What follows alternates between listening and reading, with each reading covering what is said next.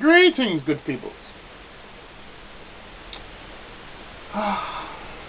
When I mentioned that my day was probably the best day I've ever had, not because I went to the movie, but the fact that I've had time to myself, and my nerves are kind of, like so slowly settling and everything, just because I got to get away from the house and from family and all that. It was a good day. It was a very good day, and I had to share this. I watched the greatest Superman movie ever known. While others say it wasn't.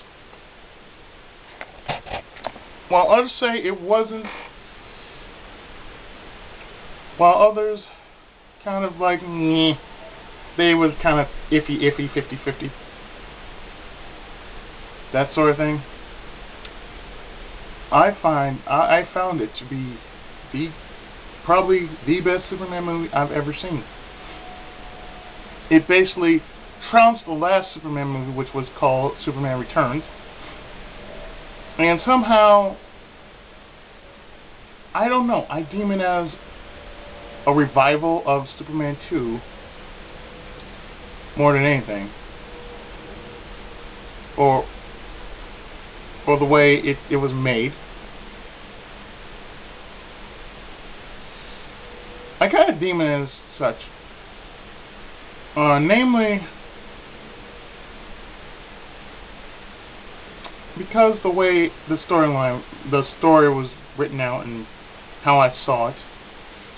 And like I said, prior to that, I'm telling things the way it should be, because I'm opening up the film just as I saw it in the back of my mind.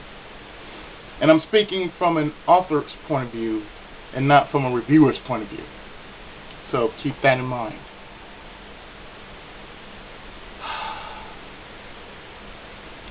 I'm answering the phone. Okay.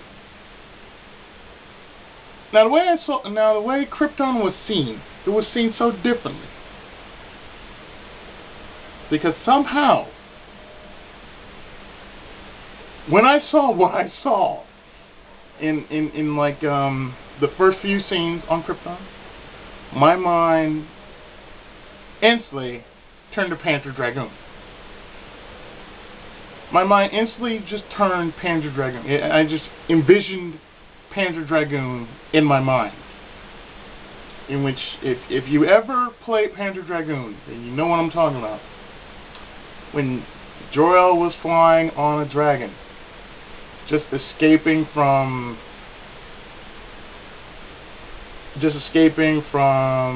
getting the codex and everything, it was just amazing. I never seen something so awesome like that in all my life. Mainly, I couldn't just close my eyes on this. I mean, what got me was the sudden explosion that just made my heart jump, and all of a sudden, like, just, the twitches I've been suffering from, they all went away just from that one sudden explosion. So, of course, the story was not so slow, but it was pacing itself pretty good. Like, it was pretty much, if you were to watch it and just note little things about it, like parts of it you could just see just little cliches from games and anime. And that's how I saw it. I saw it just like it was a living comic script. And not that many people can actually see it like that.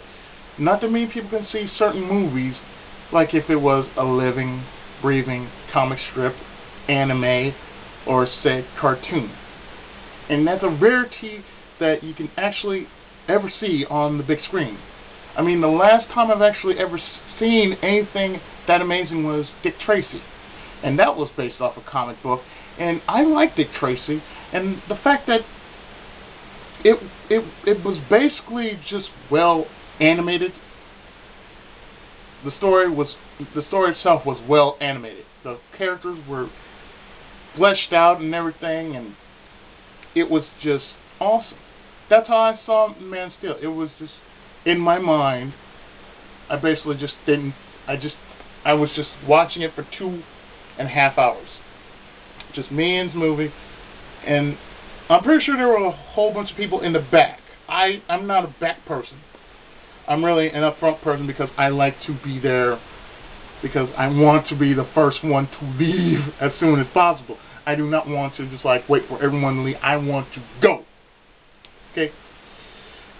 So, the way this Superman was portrayed, it was done in a way that I never thought possible, and which I can really respect and get behind. Namely, this version of Superman was treated more like a guardian angel than anything else.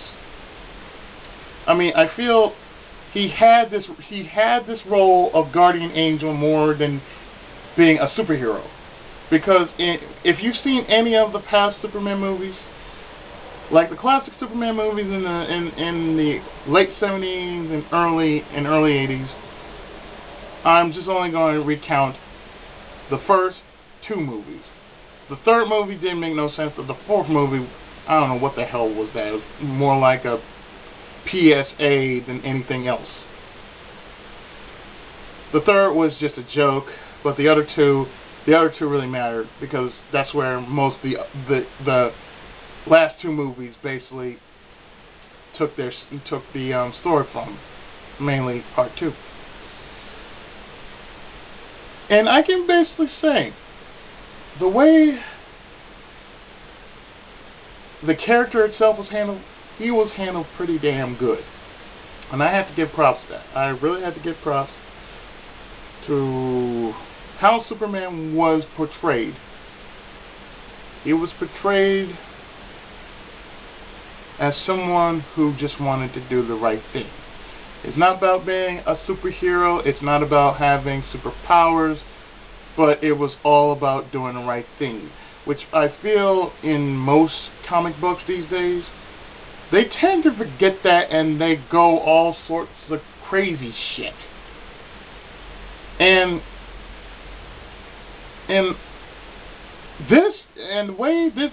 like I said, the way this was performed, the way this Superman was performed, it basically drove back to the most basic of principles that every person should have. They should want to do the right thing. They should go by what's in their hearts, not with their head. I mean, more than likely, you want to do the right thing, and you want to make sure that you try to save as many people as you can. I have to say that there was no greater backstory than this, because in previous Superman movies, you did get to see a little brief glimpse of his backstory about how he grew up, but you never saw how he turned out after he grew up, which I have to say, for Kevin Costner's role as Jonathan Kent, oh, that was awesome. I cannot stress it enough, because epic is not the word for this. Epic cannot define this movie. This is a little above epic, because the way it was done and the way the pacing was going throughout the entire movie, it was basically a growth. That's all I saw it as. Like, okay, from how he was then to how he is now to how he's going to be in the future. That's something that, like I said, as an author, That's how I like to do my stories. I like to actually make a story that won't be, too rushed or too out there or too fast for the reader to comprehend, because the one thing you don't want to do as an author or a writer is you do not want to throw too much out on your readers. You want them to go with the story at a steady pace. You want to pick it up where it needs to be picked up, slow it down where it needs to be slowed down, make sure it has a resolution, make sure there's a plot, make sure your characters namely have as much development as they can get. And I feel that most of the cast had fair character development. I mean, the way Superman was, the way Lois Lane was, Jor-El, Jonathan Kent, Martha Kent, hell, even General Zod. And for some reason, it's like, okay, this movie actually had a message. You too can be a hero, but you don't have to do much, as a hero. That movie was sort of inspirational because it basically inspired, a soldier to actually, give his life for his country.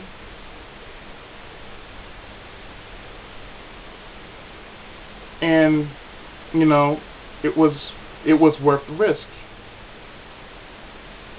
And I'd say, they kind of brought some morality in it when yes, he actually killed a person. He actually killed Zod with a neck crack.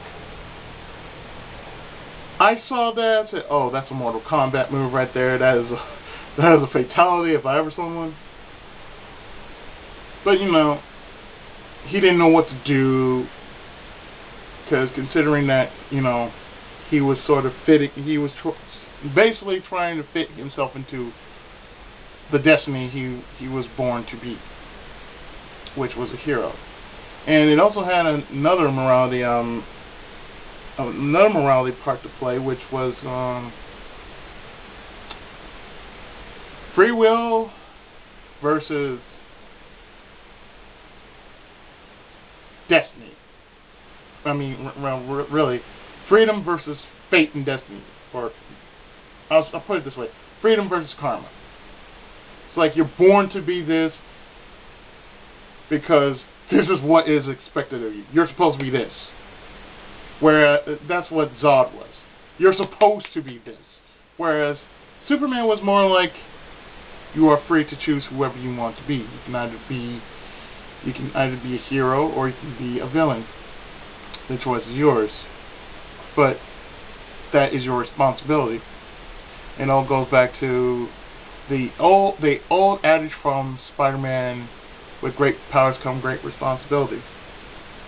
I have to say, for something like this, I really just enjoyed it. I really enjoyed the film as a whole.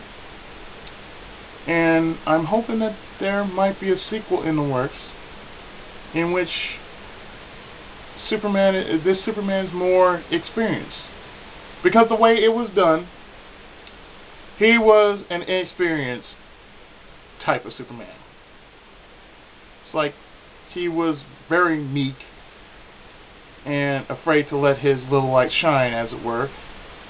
But, people knew that there was some good in him, but the fact that he came from a place different from ours made him feel like they're going to hurt me.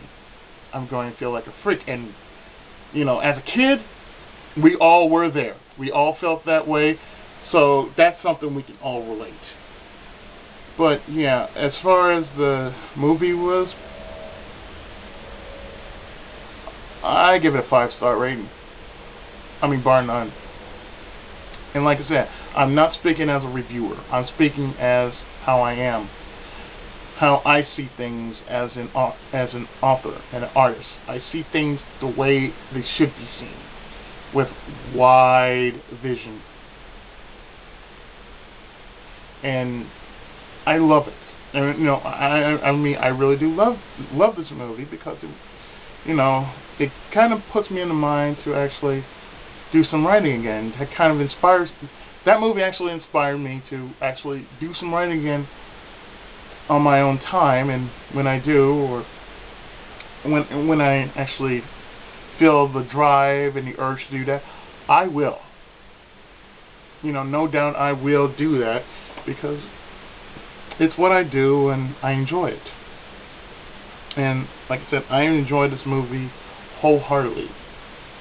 So there's nothing more I can pretty much say except that if you have not seen the movie, go see it.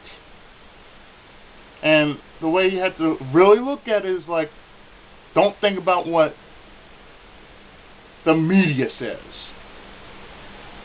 Just watch the movie with unclouded eyes. No judgment. Just watch it with unclouded eyes and just imagine reading a comic book. A very good comic book. Without all the bullshit that you see in it these days. But, you know, see it for what it is. A good story.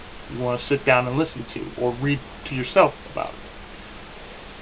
So, that's my outlook of Man of Steel. I hope you have enjoyed this review of it. And stay tuned for more videos of whatever the hell I do. That'll be hitting you pretty soon. So until then, I have been the Tenkaichi of Gaming, Ichigo Musko, and I'll see you next time for whatever happens. Until take care, God bless, keep on gaming, and of course, Tenkai Muso.